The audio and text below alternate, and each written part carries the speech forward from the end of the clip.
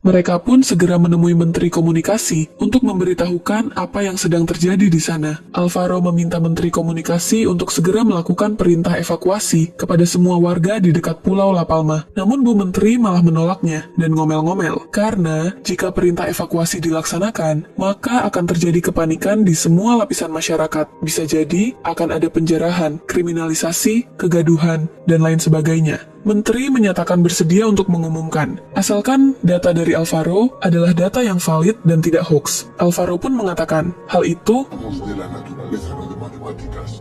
You need to set up a meeting with the government. People could be in serious danger. tapi tetap saja, Bu Menteri masih mengabaikan informasi serius darinya. Hingga suatu siang, Frederick yang sedang bersantai di kolam renang, tiba-tiba melihat sebuah letusan gunung.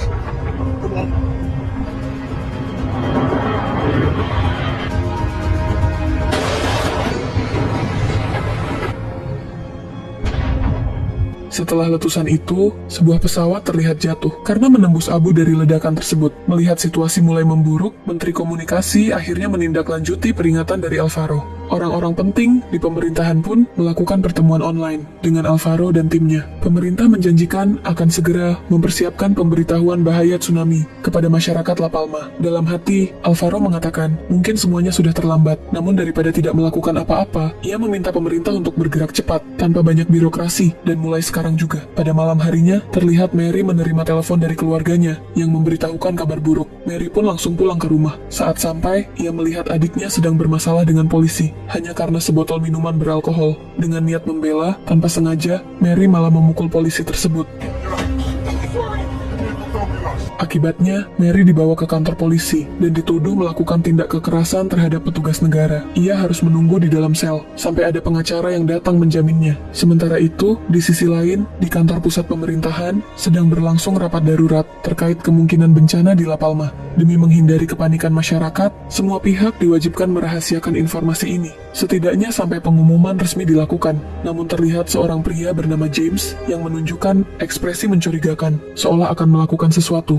Scene kembali ke keluarga Frederick, mereka masih menikmati liburan mereka, bersantai dan berenang di kolam hotel. Tiba-tiba, Jennifer menerima telepon. Telepon itu dari seseorang di pemerintahan, bernama James. Ternyata, James adalah kakak dari Jennifer. Secara diam-diam, James memperingatkan Jennifer agar segera menyelamatkan diri bersama keluarganya. Ia juga memberitahu bahwa akibat kecelakaan pesawat, bandara telah ditutup. Namun, masih ada satu bandara yang akan melakukan penerbangan terakhir. Bandara itu bernama Tenerife. Untuk sampai ke sana, Jennifer harus menaiki kapal feri kecil yang akan berangkat dalam 20 menit lagi dari pelabuhan.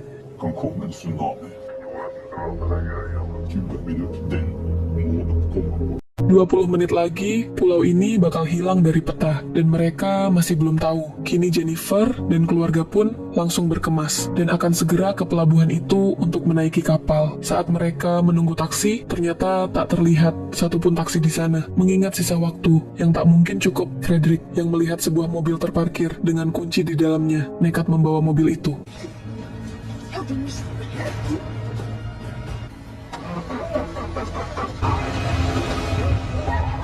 Dia menyetir ke pelabuhan dengan panik karena dikejar oleh yang punya mobil.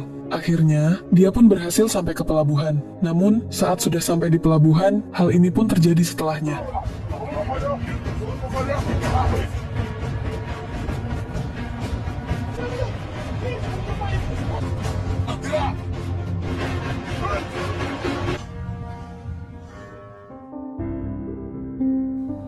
Frederick yang tertinggal pun mencoba mencari cara lain. Dia mencoba menyewa sebuah kapal untuk ke Tenerife, namun tak diperbolehkan oleh si penjaga karena Tenerife terlalu jauh dan ada prosedur yang harus ditaati. Frederick pun terus-menerus membujuknya, tapi tetap saja tak diizinkan. Hingga berbunyilah alarm bencana di sana, dan juga terlihat sebuah letusan gunung. Semua warga dianjurkan untuk pergi ke bandara Tenerife dan menaiki pesawat.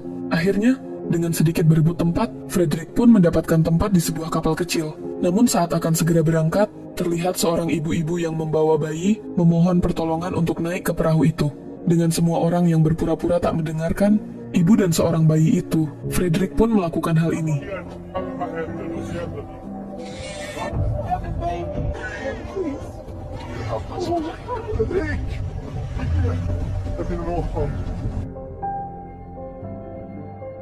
Lalu terlihat Frederick yang menyerah dan duduk di sebuah tempat.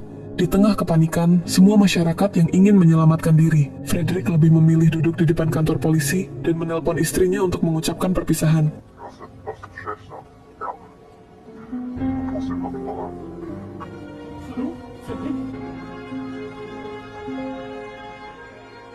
Tak mau menyerah begitu saja, Sarah mencoba menelepon James dan memberitahu bahwa Frederick masih tertinggal di La Palma. James pun tak bisa berbuat apa-apa dan mungkin hanya doa yang bisa menyelamatkan Frederick di sana. Berpindah kepada Mary yang masih di dalam sel. Terlihat adiknya yang mencuri sebuah kunci sel untuk menyelamatkan Mary. Saat Mary sudah bisa keluar, ada tahanan lain yang berwajah tidak enak juga meminta agar dilepaskan.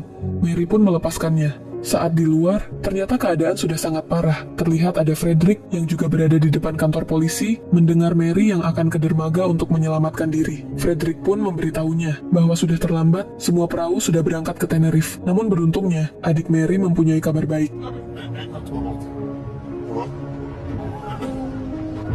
Dengan kembali mendapatkan harapan, Frederick pun kembali bersemangat dan segera menuju ke kapal. Di saat yang bersamaan, di kantor pemerintahan, James yang masih berusaha menyelamatkan orang-orang di La Palma, menyarankan kepada pimpinan menteri agar mendatangkan ahli peneliti gelombang untuk menghitung tsunami yang akan terjadi. Namun terlihat pimpinan yang tidak menyetujui idenya. Pemerintahan takut jika perhitungan tersebut salah dan justru menyebabkan lebih banyak korban. Jika tempat aman yang disarankan ternyata keliru, maka pemerintah akan disalahkan. Jadi, lebih baik pemerintah diam dan membiarkan bencana hanya terjadi di La Palma, tanpa menambah risiko lain. Namun dalam hati, James berpikir, setidaknya harus ada usaha daripada hanya pasrah. Akhirnya, ia memutuskan untuk mendatangkan ahli gelombang dan memintanya menghitung secepat mungkin.